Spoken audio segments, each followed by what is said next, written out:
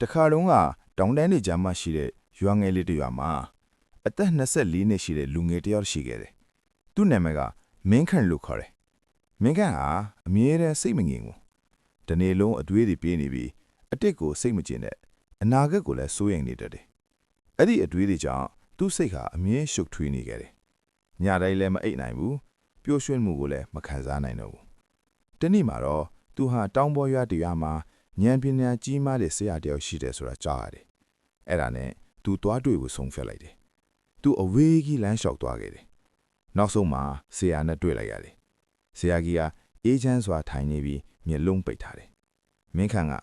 ဆရာကြီးကျွန်တော်စိတ်မငြိမ်ဘူး။ကူညီပေးပါလို့ပြောပြတယ်။ဆရာကြီးကပြုံးပြီးအေးဒါဆိုမင်းကိုစမ်းသပ်မှုတစ်ခုပေးမယ်လို့ပြောတယ်။ပြီးတော့ရေတစ်ခွက်ကိုအပြည့်ထည့်ပြီးဒီရေကိုမဖိတ်ပဲဒီရွာအဆုံးသွားပြီးပြန်လာလို့မှားလိုက်တယ်။မင်းခန့်ကလက်ခံပြီးစတင်လမ်းလျှောက်တယ်။လမ်းမှာလူအများပြားနဲ့အတန်းဒီစူးညံပြီးခွေးတွေလည်းဟောင်းနေတယ်။ဒါပေမဲ့သူကတော့ရေခွက်ကိုမဲ့အာယုံဆိုင်တယ်။နောက်ဆုံးမှာရေကစက်မှမဖိတ်ပဲပြန်လာနိုင်ခဲ့တယ်။ဆရာကြီးကမေးတယ်။လမ်းမှာကလေးတွေကစားတာတွေမြင်လား။မင်းခန့်က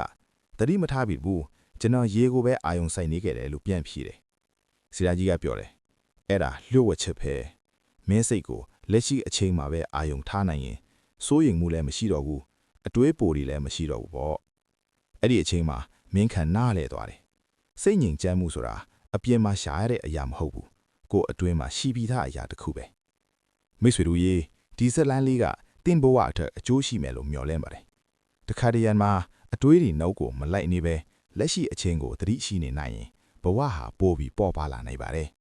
ဒီဗီဒီယိုကိုကြိုက်တယ်ဆိုရင် like and share လုပ်ပေးပါနော် channel ကို subscribe လုပ်ပြီးအားပေးပါနောက်ထပ်စိတ်အားတက်စရာဇာတ်လမ်းအသစ်တွေနဲ့ပြန်လာပါမယ်ကျမ်းမာရေးကောင်းဝင်ပြီးစိတ်ချမ်းသာကြပါစေ